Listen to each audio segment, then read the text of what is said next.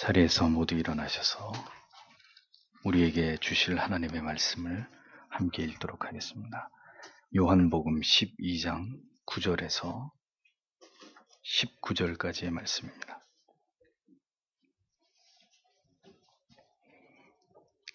다 같이 함께 읽겠습니다. 유대인의 큰 무리가 예수께서 여기 계신 줄을 알고 오니 이는 예수만 위함이 아니요 죽은 자 가운데서 살리신 나사로도 보려 함이라라.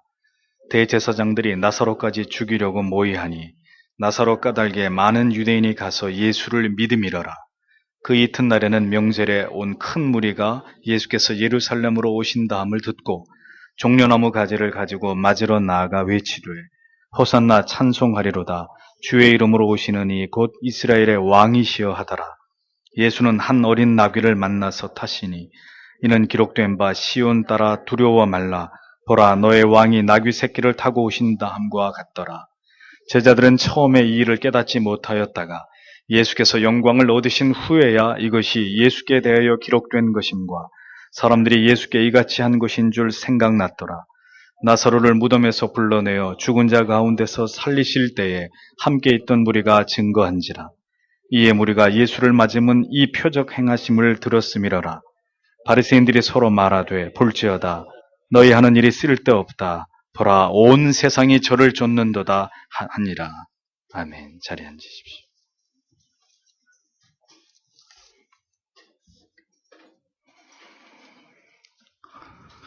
요한복음 강의 59번째 시간으로 큰 무리가, 이런 제목으로 하나님의 말씀을 전하겠습니다. 요한복음 속에서 우리는 예수님께서 자신이 행하시는 일들과 그리고 만나셨던 모든 사람과의 대화 속에서 초지일관 자신이 누구이시고 예수 그리스도를 믿는다는 것은 무엇을 의미하는 것이며 그 믿음의 결과가 무엇인지를 설명해 오신 것을 볼 수 있었습니다. 성경 전체의 말씀 속에서 이보다 더 중요한 주제는 존재할 수 없습니다. 예수 그리스도, 그가 누구이신지를 아는 것, 그리고 그분 앞에서 내 자신이 뼛속까지 죄인이라는 사실을 발견하고 나를 영원한 지옥의 형벌에서 구원하실 분은 오직 예수 그리스도 뿐이심을 고백하게 되는 것.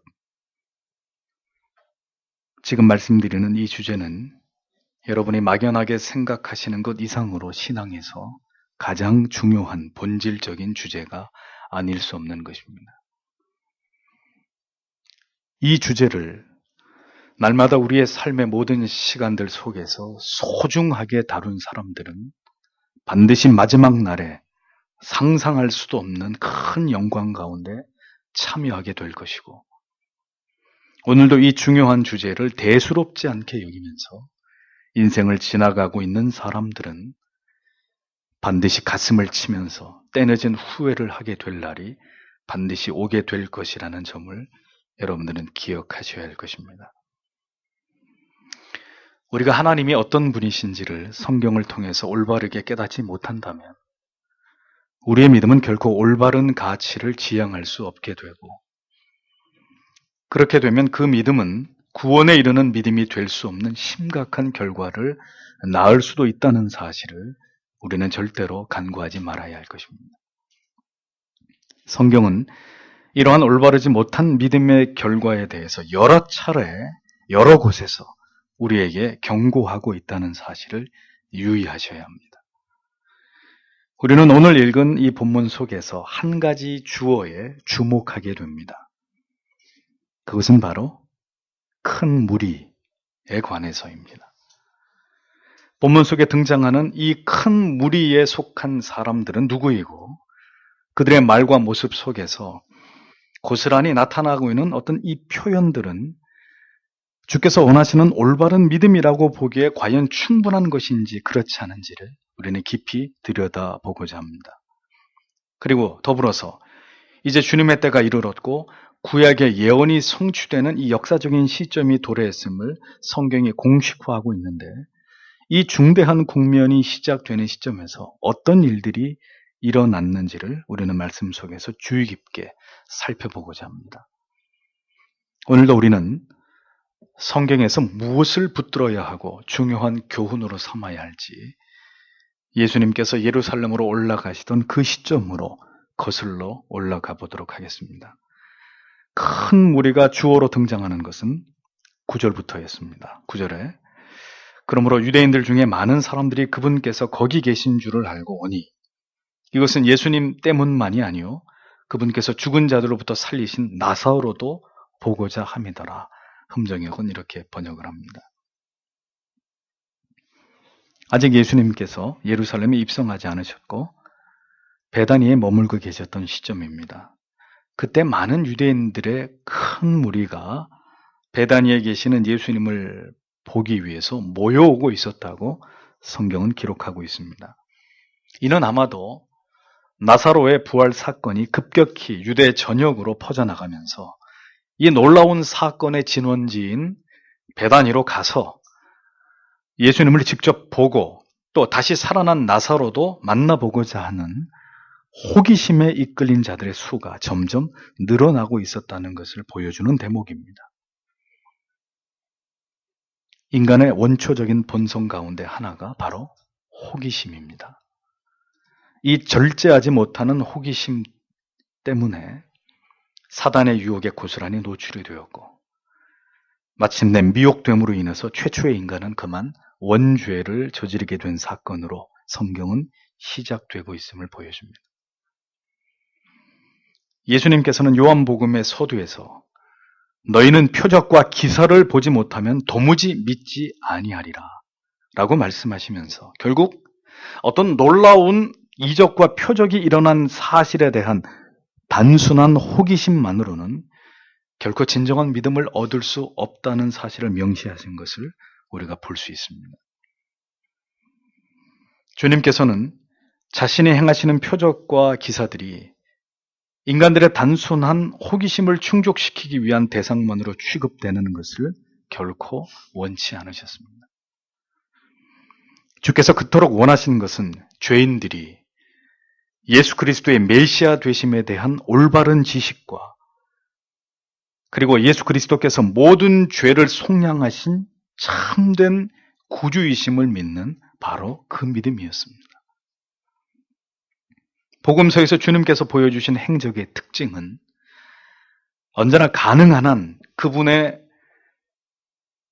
행적 속에서 군중의 관심을 되도록 피하시려고 하는 그런 모습으로 그려지고 있다는 사실을 우리는 성경을 통해 확인하게 됩니다. 그분은 홀로 광야로 물러나시기도 하셨고 눈에 띌 수 있는 계기가 되는 어떤 일도 그분은 피하고 계셨던 이런 어떤 행동들이 복음서에서는 잘 나타나고 있습니다. 주님은 무리들의 관심을 끄는 일에는 전혀 마음을 두신 적이 없었습니다. 주께서는 심지어 제자들에게 자기가 그리스도라는 사실을 아무에게도 이르지 말라고까지 말씀하시곤 했습니다. 야이로의 딸을 살리셨을 때도 이 일을 아무도 알지 못하게 하라고 각별히 이르셨습니다. 변화산에서 내려오실 때에도 제자들에게 인자가 죽은 자 가운데서 살아날 때까지 너희가 본 것을 아무에게도 이르지 말라고 명령하시는 것을 보게 됩니다. 오병이어의 기적을 행하신 직후에도 성경은 그러므로 예수께서 저희가 와서 자기를 억지로 잡아 임금 삼으려는 줄을 아시고 다시 혼자 산으로 떠나가시니라 이렇게 적고 있는 것을 보게 됩니다. 주님의 육신의 형제들조차도 자신을 세상에 나타내소서라고 종용했을 때 주께서는 여전히 내 때는 아직 이르지 아니하였다라고 답변하셨습니다. 왜 주님께서는 이렇게 한사코 자신의 존재를 많은 무리들에게 드러내시기를 꺼리셨던 것일까요? 하나님의 아들이신 메시아께서 이 세상에 오셨다는 사실을 보다 적극적으로 광범위하게 알리는 것이 결코 예수 그리스도의 공생애의 목적이 아니셨다는 것을 우리는 깨닫게 되는 것입니다. 만약 그렇게 메시아 되심을 이 세상의 모든 사람들에게 알리시는 것이 주님의 목적이셨다면 주님께서는 어렸을 때부터, 그가 말을 시작하게 된 그때부터 적극적으로 자신의 메시아 되심을 말이나 혹은 이적이나 어떤 표적을 통해서 드러내심으로써 그의 전 생애를 그 목적을 이루는 일에 사용하셨을 것입니다. 그러나 주님은 결코 그렇게 하지 않으셨습니다. 주께서는 인간이 호기심이 많은 존재이고 그 호기심의 목적은 결국 육신의 피로를 채워줄 절대적인 대상을 향한 본능적인 갈구이고 욕망일 뿐이라는 것을 주님은 꿰뚫어 보고 계셨기 때문입니다. 결국 복음이 전 세계로 확대되게 하시는 일은 예수 그리스도께서 하실 일이 아니라 주님께서 승천하신 이후에 보혜사 성령께서 하나님의 사람들을 통해서 주도하실 일이라는 것을 주님께서는 잘 알고 계셨다는 것입니다. 예수 그리스도께서는 이 세상에 계시는 동안 그렇게 인간들이 가지고 있는 근원적인 욕구를 해결해 주실 수 있는 인간의 육체를 구원하실 메시아로 사람들에게 인식되는 것이 결코 목적이 아니셨기 때문에 주님께서는 공생의 가운데서조차도 철저하게 자신이 드러남을 원치 않으셨던 것을 성경은 우리에게 보여주고 있는 것입니다. 성도 여러분, 예수 그리스도는 호기심의 대상이 결코 아닙니다. 그분은 유일하신 죄인들의 구주이십니다. 그분은 우리의 전부이고 우리에게 영생 주시기 위해서 이 땅에 오신 하나님의 아들이십니다.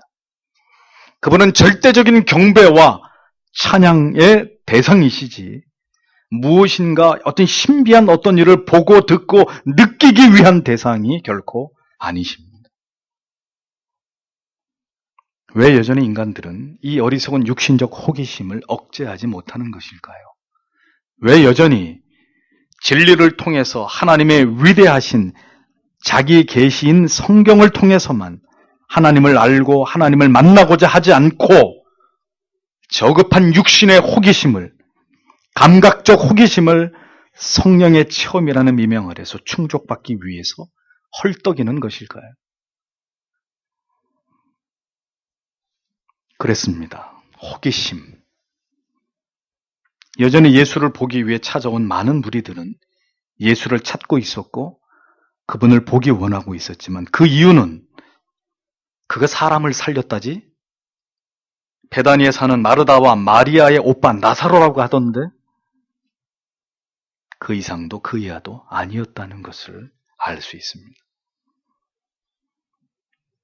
호기심으로 교회를 찾는 사람들, 단지 지옥에 가지 않기 위해서 그 단순한 율법적인 간헐적 두려움 때문에 그저 이따금씩 교회를 찾고 혹은 예배 시간에 가만히 뒤에 앉아 있다가 속해 떠나버리는 신앙을 붙드는 신용만 하는 분들은 참으로 가련하고 안타깝게 이를 데 없는 분들이 아닐 수 없습니다. 여러분은 예수를 그저 보기 위해서 단순한 호기심으로 주님을 찾은 사람들인지 아니면 진정으로 그가 나의 구주이심을 믿고 고백하면서 그 믿음을 굳게 붙들기 위해서 이 자리로 나오신 분들이신지 진지하게 생각해 보셔야 할 것입니다. 그리고 진정으로 그를 믿고자 한다면 여러분의 신앙은 더욱 적극적이고 구체적이 될 수 있도록 변화되어 가셔야만 합니다. 변하지 않는 사람은 결국 배도하게 되어 있습니다. 큰 무리들의 메시아에 대한 인식이 성경에 어떻게 그려지고 있는지를 잠시 후에 계속 이어가도록 하겠습니다. 10절과 11절 보십시오. 그러나 수제사장들이 나사로도 죽이려고 협의하였으니 이는 그로 인해 유대인들 중에 많은 자들이 가서 예수님을 믿었기 때문이더라. 이렇게 기록하고 있습니다. 많은 무리들이 베다니로 모여오고 있는 이유가 다시 살아난 나사로 때문에 예수를 믿기 위해서라고 판단한 대제사장들, 바리새인들, 서기관들은 나사로까지 죽이기 위해서 모의를 했다고 성경은 기록하고 있습니다. 자신들의 입지가 위태로워지고 지금까지 쌓아온 모든 기득권이 무너지는 시점이 이르자 유대주의 종교 지도자들의 눈이 뒤집혀버린 것입니다. 이제 자신들에게 위협이 되는 존재라면 그가 누가 됐든지 간에 모두 죽이고자 혈안에 되어 있는 극악무도한 모습을 드러내고 있었던 것이죠. 타락한 종교 지도자들, 그들이 얼마나 끔찍하리만큼 악해질 수 있는지는 그 시대의 종교 지도자들이나 지금의 정치 협작군 같은 교계의 지도자들이나 결코 다르지 않은 닮은 꼴이라는 것을 볼 수 있습니다.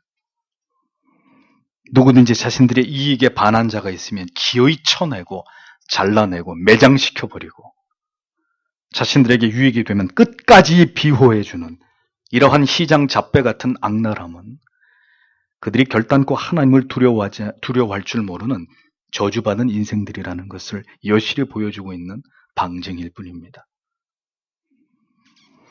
그러면 이렇게 11절의 말씀처럼 나사로 까닭에 많은 유대인들이 예수를 믿었다는 말씀은 어떻게 해석해야 할지 우리는 이 부분을 또 짚고 넘어가야 될 필요가 있겠죠. 나사로 까닭에 예수를 믿은 많은 무리들, 그럼 그들의 믿음은 무엇이란 말입니까? 분명한 것은 그들은 표적을 보거나 들은 자들이었다는 점이죠. 오늘 예배 처음 시작할 때 데살로니가후서 2장 말씀에도 적그리스도가 나타나고 믿는 자들을 미혹하는 어떤 세력이 일어나는데 그들도 표적을 통해서 거짓으로 사람들을 미혹한다고 말씀하고 있죠. 그들은 표적을 보거나 들은 자들이었습니다. 표적을 보고 믿는 신앙은 잊어버리지 마십시오. 주님께서 결코 인정하시는 신앙이 아니라는 것입니다. 그렇다면 그 무리들이 예수를 믿게 되었다는 것은 예수가 메시아 되심에 대한 단순한 지식적인 믿음이었을 뿐이라는 것을 이후 성경이 뒷받침하고 있는 내용을 통해서 더 분명하게 확인할 수 있습니다. 전에도 여러분들에게 설교 가운데 이 말씀을 드린 기억이 납니다. 구원에 이를 수 없는 믿음 가운데는 바로 이렇게 성경을 그저 역사적으로만, 지식적으로만 믿고자 하는 믿음이 포함되어 있다는 것. 우리는 절대로 잊지 말아야 될 것입니다. 머리로만 믿는 믿음이 있습니다. 성경을 그저 역사적으로만 받아들이고 인식하는 신앙이 있습니다. 그것은 온전한 믿음이 아닌 것이죠. 신앙의 좌소는 머리가 아니라 마음입니다. 로마서 10장 10절은 사람이 마음으로 믿어 의에 이르고 입으로 시인하여 구원에 이르느니라 분명하게 기록하고 있습니다. 물론 차가운 이성은 하나님의 말씀을 깊이 묵상하고 탐독해서 진리를 올바르게 분별하고 깨달아 알므로 올바른 회심과 중생에 이르게 하는 가장 중요한 도구임에는 틀림이 없습니다. 그러나 그렇게 진리를 깨닫고자 하는 이성의 작용이 마침내 성령의 역사하심을 통해서 마음의 전인적인 변화를 만들어내므로 마침내 구원의 감격을 경험하는 것으로 귀결되지 않는다면 그저 단순한 지식에만 머물러 있는 단계로서는 절대로 거듭난 하나님의 자녀가 되었다고 말할 수 없는 것입니다.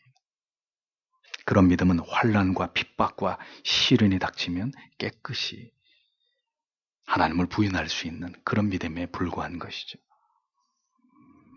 지식에만 머물러 있는 신앙은 언제든 변질될 수 있고 식어버릴 수 있는 가변적인 불완전한 믿음일 수밖에 없습니다.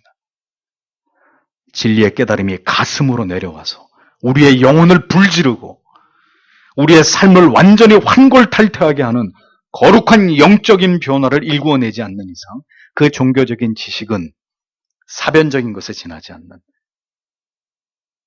꽃처럼 보이지만 아무런 향기가 나지 않는 조와 같은 것일 뿐입니다.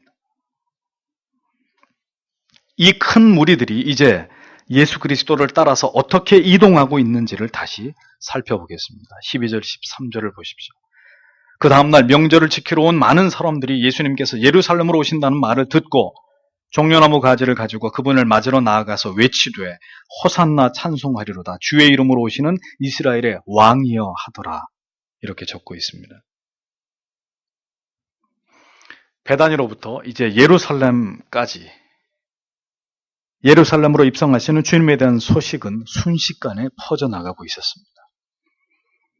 유월절을 지키기 위해서 예루살렘으로 올라온 큰 무리들에게까지 이 소식은 전해졌는데 유대의 고대 역사가 요세푸스에 의하면 그 수가 조금 과장해서 300만 정도로 추산하고 있음을 볼 수 있습니다. 그들은 이제 예루살렘으로 들어오시는 주님을 맞이하기 위해서 종려나무 가지를 들고 호산나를 부르면서 이스라엘의 왕이라고까지 예수 그리스도를 칭송하면서 주님을 열렬히 환영하고 있었던 것을 보게 됩니다. 호산나라는 말의 의미가 무엇입니까? 우리가 기도하오니 이제 구원하소서, 이런 뜻입니다.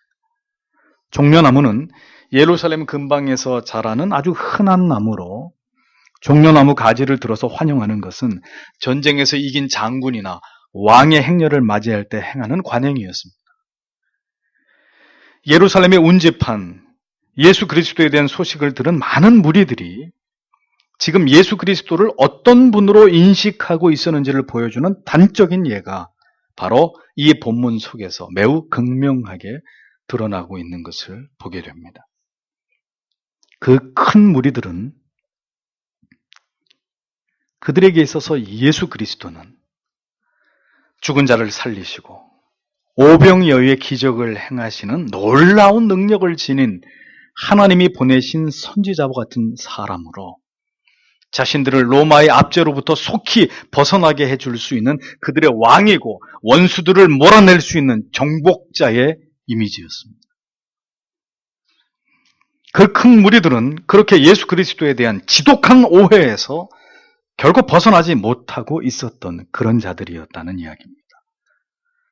수많은 인파들이 그렇게 열렬하게 주님을 환영하고 있었어도 주님의 마음은 결코 기쁘시거나 전혀 감격스럽지 않으셨던 이유는 여전히 그 무리의 대부분은 예수 그리스도는 진정한 자신들의 영혼을 구원할 메시아가 아니라 그들을 해방시켜줄 정치적 메시아로만 이해하고 있었기 때문입니다.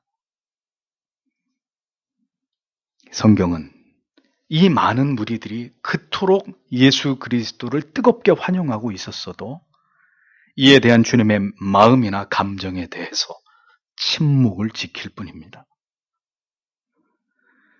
만일 예수 그리스도께서 그들의 이러한 기대와 목적을 충족시키기 위해서 예루살렘으로 오셨더라면 그 기대와 희망에 걸맞는 모습으로 예루살렘으로 입성하셔야 했을 것입니다.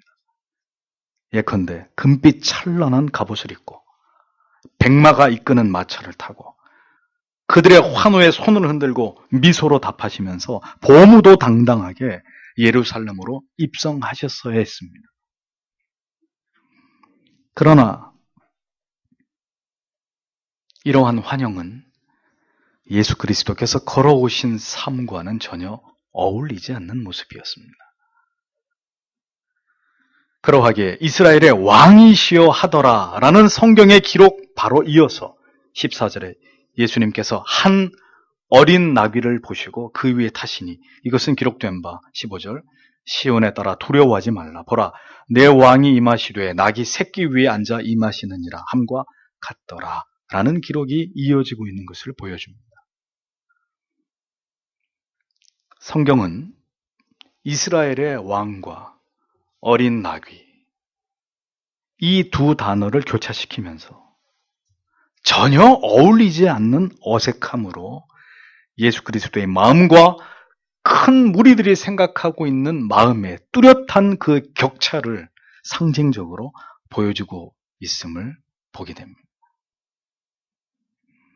여전히 많은 그리스도인들에 의해서 이 시대조차도 예수 그리스도는 오해를 받고 있습니다.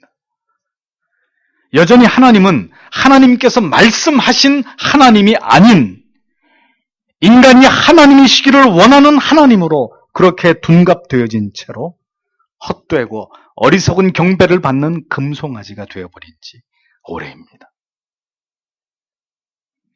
큰 무리, 그들은 결코 그리스도를 자신들의 구주로 메시아로 믿고 있었던 자들이 아니었습니다. 이 시대에도 신자라고 불리우는 성도라고 이름하는 자들 가운데 참으로 우리가 믿는 하나님이 누구이신지를 올바르게 깨닫고 하나님을 신앙하는 자들은 결코 다수가 아닙니다.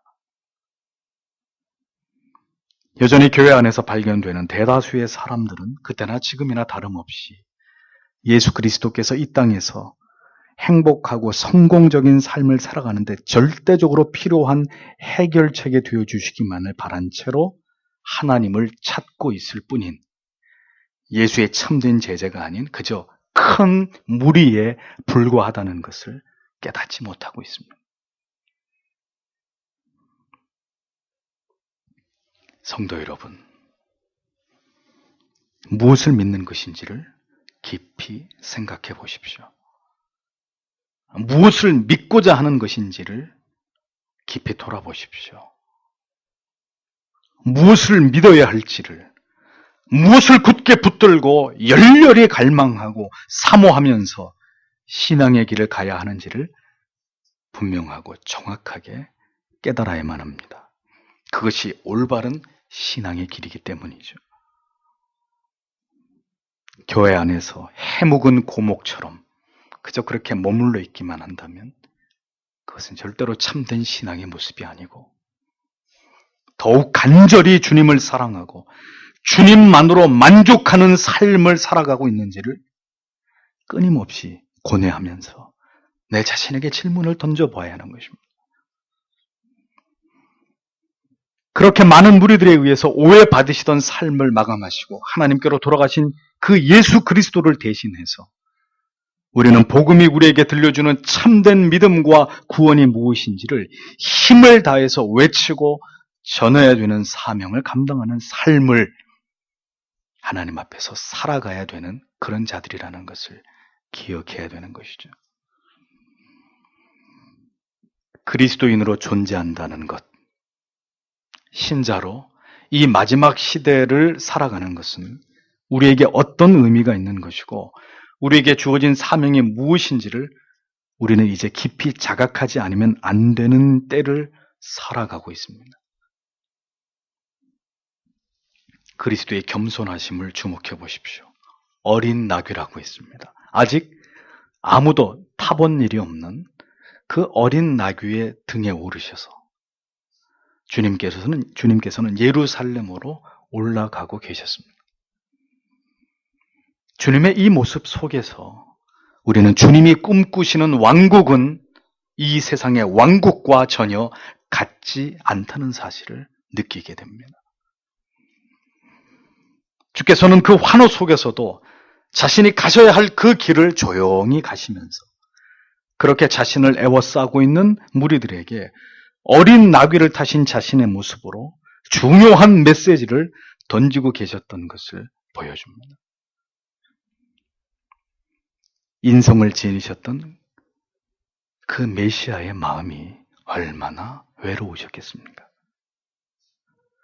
자신을 진정한 메시아가 아닌 그들의 육체를 구원해 줄 메시아로만 오해하고 전혀 주님이 어떤 분이신지에 대한 진지한 깨달음과 자각 없이 그렇게 주를 환영하고 있는 그 큰 무리들 틈에서 주께서는 얼마나 비통한 마음을 느끼셨을지를 생각해 보십시오.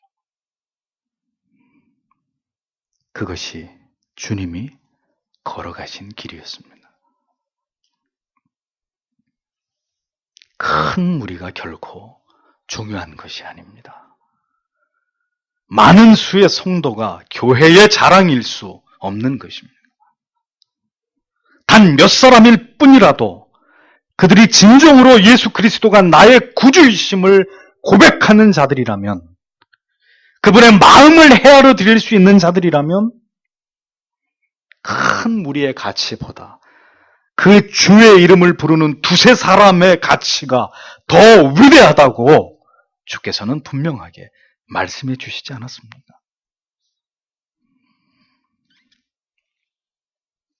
주님의 입성의 장면은 바로 구약의 예언의 성취를 그대로 보여주는 것이었습니다.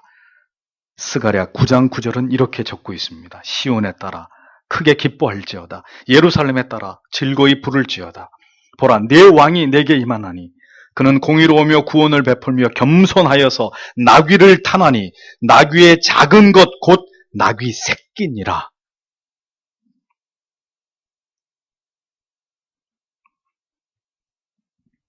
우리는 무엇을 꿈꾸면서 그리스도의 뒤를 쫓고 있는 것입니까? 안락한 삶입니까? 아무 걱정, 근심, 염려, 사고와 질병 없는 평안한 하루하루 때문입니까? 모두가 부러워할 만큼 우리와 우리의 자녀들의 성공한 삶이 목적입니까?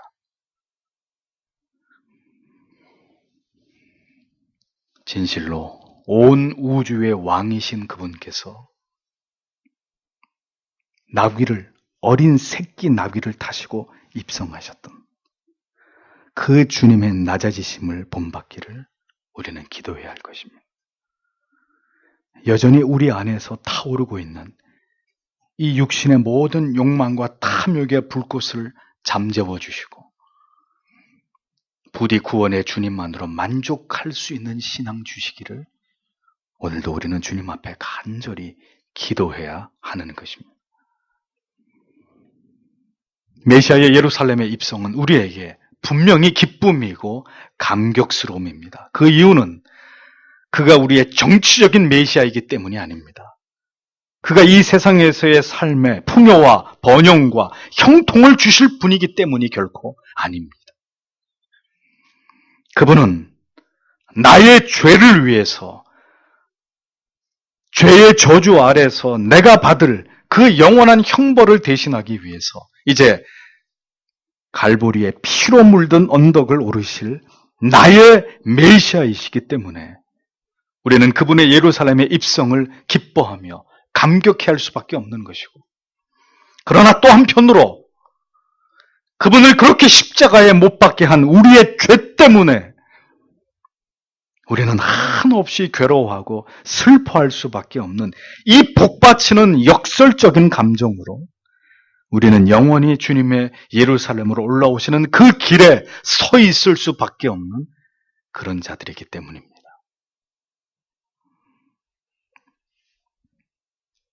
아버지의 뜻을, 구약 성경의 예언을 이루시기 위해서 주님께서는 어린 나귀를 타시고 왕을 맞이하는 행렬 속에 결단코 어울리지 않으신 그런 모습으로 그렇게 이제는 다시는 돌아오지 못하실 그 길을 가고 계셨던 것입니다. 500년 전에 시온의 왕이 어느 날 나귀를 타고 나타날 것을 예언한 스가랴의 예언 속에서 등장하셨던 그 모습 그대로 메시아는 예루살렘으로 올라가고 계셨던 것입니다. 그러면 성경에 기록되어진 주님의 재림의 모습을, 그 예언을 여러분 기억하고 계십니까? 예수님께서는 친히 제자들에게 이르시기를 구름을 타고 나귀를 타고 예루살렘으로 올라가셨던 그분이 이제 다시 오실 때는 구름을 타고 능력과 큰 권능으로 오는 것을 너희가 볼 것이라고 분명히 말씀하셨습니다. 요한은 계시록 1장 7절에서 볼지어다 구름을 타고 오시리라. 각인의 눈이 그를 보겠고 그를 찌른 자들도 볼 것이요 땅에 있는 모든 족속이 그를 인하여 애곡하리니 그러하리라 라고 분명하게 예언하고 있습니다. 스가랴의 예언은 예루살렘으로 오르시는 주님의 모습을 통해서 성취되었다면 우리는 이제 또 다른 예언이 이루어지기를 기다리고 있는 것이죠. 나귀를 타고 등장하실 것이라는 스가랴의 예언이 아주 구체적으로 문자적으로 이루어졌듯이 우리는 장차 성경의 구체적인 예언대로 구름을 타고 다시 오시는 주의 영광스러운 재림을 보게 될 것입니다. 그것을 믿는 것이 진정한 믿음입니다. 참으로 하나님의 말씀을 깨닫지 못하고 더듬 있는 자들의 어리석음과 미련함을 우리는 유대주의 종교 지도자들 속에서 보게 됩니다. 그들이 구약의 말씀에 정통한 자들이었다면 어찌 그리스도의 이 모습이 이미 구약에 예언되어진 말씀의 성취라는 것을 알지 못했을까요? 그들을 향해서 영적인 소경이라고 탄식하셨던 주님의 말씀이 결코 틀리지 않았음을 알 수 있는 부분입니다. 이러한 주님의 역사적인 예루살렘의 입성의 장면은 그의 제자들조차도 전혀 이 사건이 무엇을 의미하는지 알지 못했던 것을 보여줍니다. 16절을 보면 그분의 제자들은 처음에 이것들을 깨닫지 못하였으나 예수님께서 영광을 받으신 뒤에 이것들이 그분에 대하여 기록되었으며 그래서 그들이 그분께 이것들을 행하였음을 생각해내니라 이렇게 기록되고 있습니다. 예수님과 함께 예루살렘으로 입성하던 제자들은 이러한 열렬한 큰 무리들의 환영과 예수를 자신들의 왕이라고 칭하는 이유를 알지 못했습니다. 한마디로 그들은 지금 어리둥절한 그런 상황 가운데 있었다는 이야기입니다. 왜 제자들은 항상 이렇게 모르는 것 투성이고 어리숙하기 짝이 없는 그런 모습으로 성경에 기록되고 있는 것일까요? 그들은 3년이나 예수 그리스도와 함께 동고동락했던 그런 자들이었습니다. 그렇지만 그들은 예수께서 십자가를 지시기 임박해지는 그 순간까지도 여전히 주님이 가시는 길의 그 의미를 이해하지 못하고 있었습니다. 이러한 사실은 중대한 교훈을 우리에게 던져주고 있는 것입니다. 그들은 예수 그리스도의 제자였음에도 불구하고 아직 예수 그리스도를 통한 복음을 온전히 이해하지 못하고 있었고 따라서 온전한 믿음을 소유하고 있었던 자들이 아니었다는 것을 보여주는 것이죠.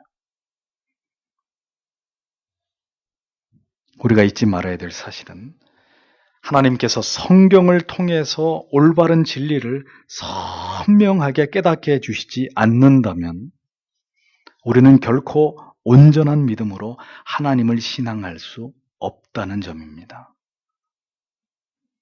성령을 통해서 우리의 눈과 우리의 지성을 열어주셔서 성경의 진리를 올바로 깨닫고 믿을 수 있도록 하나님께서 우리를 도와주시지 않는다면 우리는 절대로 올바른 믿음으로 하나님을 신앙할 수 없는 가련한 존재에 지나지 않는다는 것입니다.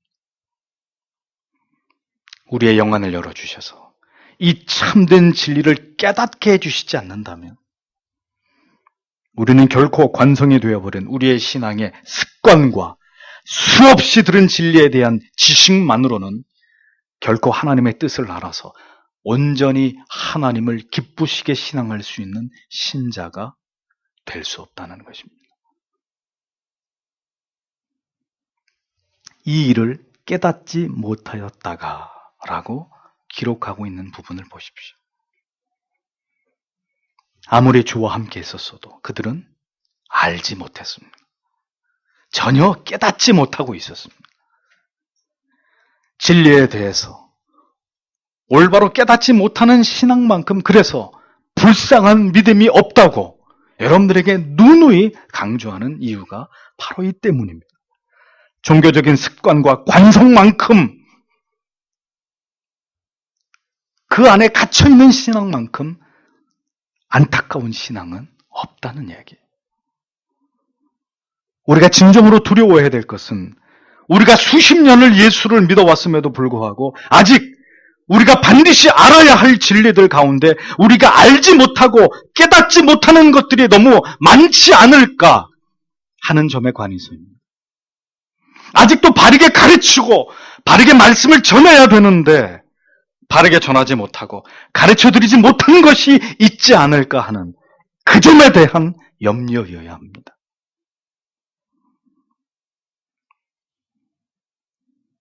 제자들은 예수께서 십자가에 달려 죽으시고 부활하신 이후에 승천하시기까지 여전히 복음에 대해서 많은 것들을 알지 못하고 있었습니다.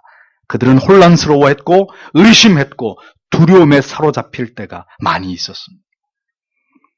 그러나 마침내 약속하신 성령이 임하시고 제자들이 그 성령에 사로잡히게 되자 이제 제자들은 모든 진리를 깨닫게 되었고 복음의 참된 의미들을 깊이 이해하게 되는 은혜를 누리게 됐던 것을 사도행전은 보여줍니다. 그러므로 신앙에서 가장 중요한 것은 진리를 올바르게 깨닫는 것이다 라고 말할 수 있는 것입니다. 성령께서 우리에게 하나님의 영감으로 기록된 진리에 대해서 더 많이 눈을 열어주시고 깊은 영혼의 울림으로 진리가 가슴에 다가오게 하실 때 우리는 그 진리의 연못에 비추어진 하나님을, 그 하늘의 아름다움을 바라볼 수 있게 되는 것이죠. 성도 여러분, 진리를 깨닫게 해주시기를 간절히 기대해 보신 적이 얼마나 되십니까? 부디 지각을 열어주셔서 말씀의 그 깊은 뜻을 알 수 있도록 깨달음을 주시기를 여러분 눈물로 기도해 보신 적이 있으십니까?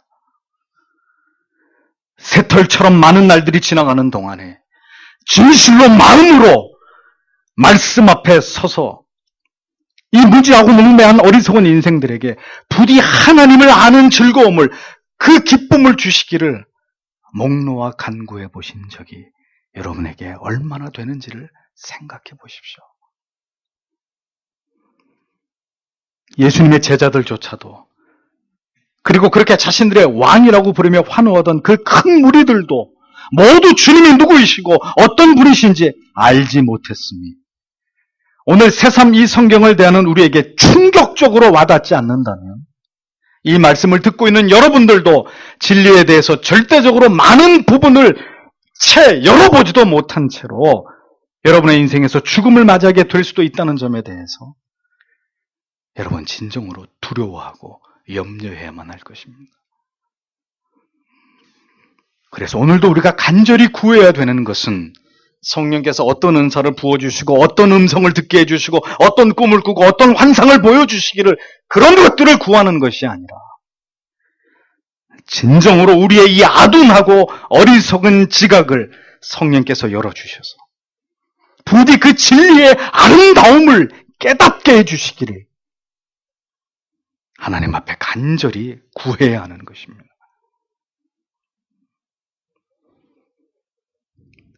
오순절 다락방에 모였던 예수의 제자들이 성령을 받고 나서야 비로소 예수의 죽으심과 부활하심과 그분께서 살아생전 그들에게 전하신 모든 진리의 내용을 깨달아서 이제 담대하게 그 복음을 전하게 되었듯이 우리도 그 무지에서,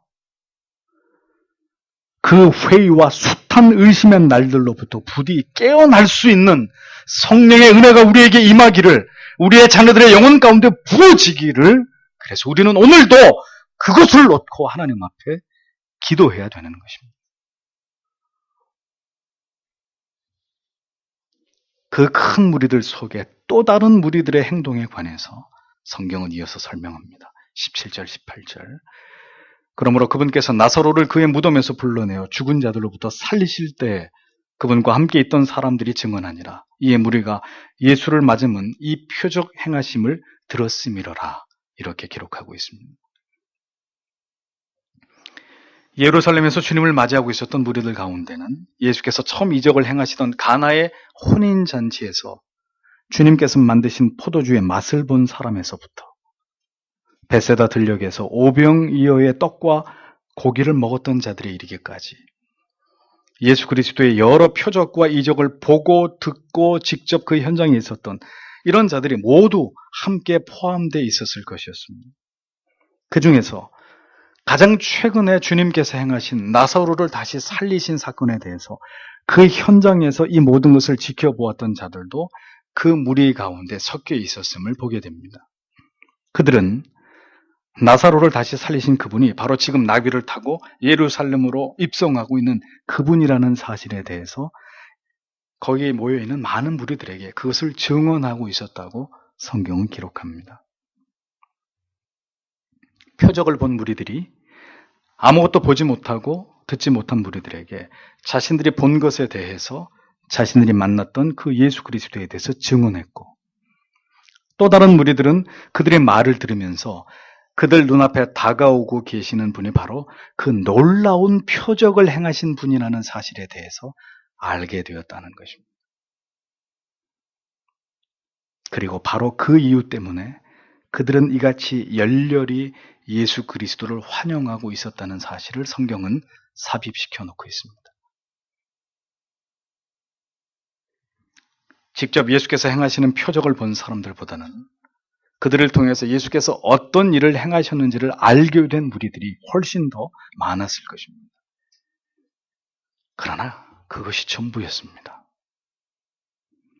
안타깝게도 그들은 그 표적을 행한 주인공에 대한 호기심과 그리고 빗나간 기대가 무리 속에서 결국 거대한 흥분을 불러일으켰고, 바로 그 이유 때문에 예수님이 예루살렘 입성의 장면에는 거대한 인파가 몰려들어서 종려나무 가지를 흔들면서 이스라엘의 왕이여 어서 오십시오, 이런 장면이 연출된 것이라고 성경은 짤막하게 이것을 설명하고 있는 것을 보여줍니다.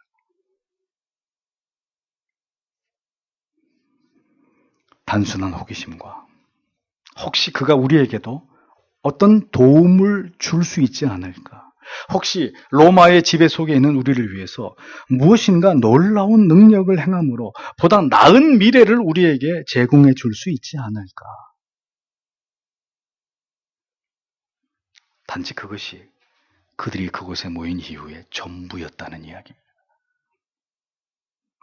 큰 무리의 많은 사람들은 이 마음으로 모두 주님을 바라보고 그분에 대해서 환호하고 있었을 뿐이었다고 성경은 놓치지 않고 말씀하고 있습니다. 다시 말씀드립니다. 표적을 구하는 것만으로, 그 표적에 대한 호기심만으로 믿음이 생기고 구원이 완성되는 것은 절대로 아닙니다. 주를 쫓으면 그저 모든 것이 잘 될 것이라는 그런 막연한 기대와 소망은 결코 참된 구원에 필요한 목적과 동기는 될 수 없는 것입니다. 표적이 주님께로 나올 수 있는 동기는 될 수 있었지만, 그렇게 주님을 보기 위해서 주께로 나온 자들 가운데 예수께서 나의 모든 죄를 구속해 주실 구주 되심을 고백하면서 예수를 믿은 자들은 그리 많지 않았을 것이라는 거죠. 어렵고 힘든 인생 속에서 예수를 붙들면, 교회를 다니면 그래도 무엇인가 이 세상을 살아갈 만한 힘을, 위로를, 어떤 형통하게 될 미래를 소망하면서 그렇게 큰 무리를 이루어서 교회로 나아오는 자들은 여전히 한국 교회 안에 적지 않은 그런 사람들일 것입니다. 성도 여러분, 그리스도를 바라볼 때 자신의 죄를 볼 수 있어야 합니다. 그리스도 앞으로 나올 때 그의 십자가를 굳게 붙잡는 그 믿음이 반드시 필요한 것입니다. 그분을 믿는 목적이 합격의 기쁨, 가족의 건강, 사업의 형통, 직장에서의 인정이 목적이 아니라 진정한 신자가 되는 것. 우리를 구원하신 하나님의 그 참 뜻을 깨닫고 하나님을 위한, 하나님만으로 만족한, 하나님을 기쁘시게 하는 성도의 삶을 살아가는 그것이 목적이 될 때 그가 진정한 그리스도인이 될 수 있다는 것을 기억하셔야 합니다. 주님 때문에 살아가는 인생, 그 주의 은혜가 있어서 도저히 이길 수 없고 인내할 수 없는 삶을 오늘도 이겨내고 인내하면서 살아가는 삶, 그것이 바로 성도의 삶이라는 것입니다. 주께서 무엇을 어떻게 해주셔서 우리의 기도를 들어주셔서 살만 나는 인생이 아니라 그분이 나의 구주이심이 너무도 감사하고 감격스러워서 주의 은혜로 나의 모든 죄가 사함받게 되었고 영원한 삶이 나를 위해 준비되었다는 그 사실 때문에 나의 인생이 결코 비루하지 않다고 생각되는 그런 삶을 살아가다가 우리는 모두 주님을 만나는 하나님의 사람들이 되어야 한다는 것입니다. 예수님께서 예루살렘에 입성하실 때 벌어진 이 놀라운 인파의 환영의 물결을 보면서 바리새인들은 적지 않게 당황했다는 것을 볼 수 있습니다. 그들은 허탈함과 분노를 가지고 이렇게 표현했습니다. 19절에 그러므로 바리새인들이 자기들끼리 이르되 너희가 아무것도 이기지 못하는 줄을 알지 못하느냐 보라 세상이 그를 따르는도다 하니라 이렇게 기록하고 있습니다. 바리새인들 눈에는 지금 자신들이 보고 있는 이 모든 모습이 악몽처럼 다가왔을 것입니다. 그들은 예루살렘에 예수께서 들어오시는 즉시 그를 잡아 죽일 모의를 하고 있었지만 지금의 상황 속에서 만일 그들의 계획을 실행에 옮긴다면 아마도 분노한 무리들이 폭도로 돌변해서 오히려 그들을 자신들의 목을 조일 것이라는 것을 그들은 알아버린 것입니다. 그들은 이 광경을 보라. 우리가 계획한 일은 결코 성공할 수 없고 우리의 도모는 그 어떤 것도 이룰 수 없는 상황이 되고 말았다. 지금 온 세상이 그를 추종하고 있다. 이렇게 말하면서 허탈해하고 있었다는 것을 보여줍니다. 물론 그랬기 때문에 그들은 더 예수를 죽이려고